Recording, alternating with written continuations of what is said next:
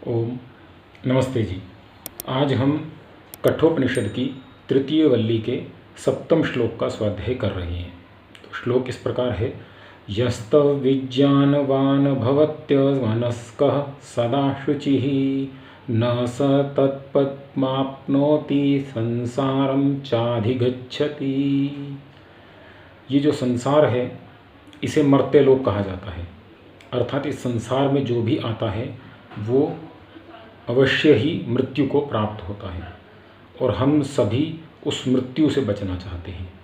तो इस श्लोक में कहा गया है कि जो व्यक्ति यस्तव विज्ञानवान भवति, जो विज्ञानवान होगा अर्थात जिसमें ज्ञान होगा, जिसमें अविद्या नहीं होगी, जिसमें विद्या होगी।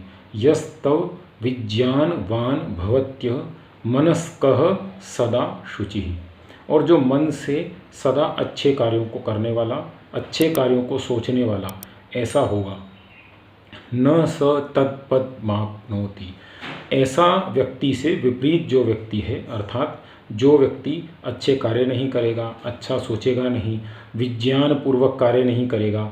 विज्ञान का अर्थ है विशेष ज्ञान, अर्थात विशिष्ट ज्ञान, अर्थात उत्कृष्ट ज्ञान। जो उस ज्ञान को छोड़ करके संसार में भटकता फिरेगा, संसार के पीछे भागता फिरेगा, उसका क्या होगा? न स तत्पद्माप्नोति, वह उस परम पद को प्राप्त नहीं कर पाएगा। किस परम पद को? परम पद वह है जिसे सब प्राप्त करना चाहते हैं। सब क्या प्राप्त करना चाहते हैं? सब सुख प्राप्त करना चाहते हैं। सुख क्या है? सुख मोक्ष है। तो मोक्ष को सब प्राप्त करना चाहते हैं। तो वह व्यक्ति उस परम पद को, उस सुख को, उस परम आनंद को, उस मोक्ष को प्राप्त नहीं कर पाएगा और उसका क्या होगा?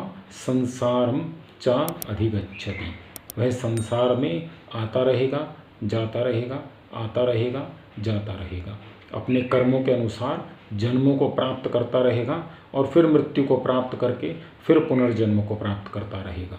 तो वह उस परम पद अर्थात उस मोक्ष को कभी प्राप्त नहीं कर पाएगा, जिस मोक्ष को प्राप्त करने के लिए ईश्वर ने हमें यह सबसे उत्तम चोला अर्थात मनुष्य का जन्म दिया है। तो ये इस मंत्र का अर्थ है।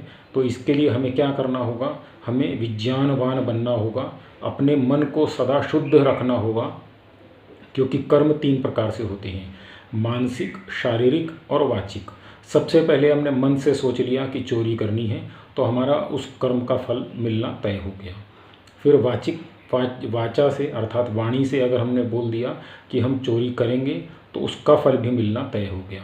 और फिर हमने शरीर से, अपनी इंद्रियों से कर्म कर दिया तो उसका फल भी मिलना तय हो गया।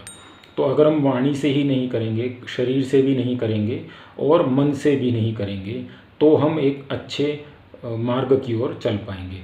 और अच्छे मार्ग की ओर चल पाएंगे तो इस जन्म में ना सही परंतु अगले कुछ जन्मों में हम मोक्ष की ओर अग्रसर हो पाएंगे। तो यही इस मंत्र का, इस श्लोक का सार था। धन्यवाद। नमस्ते जी।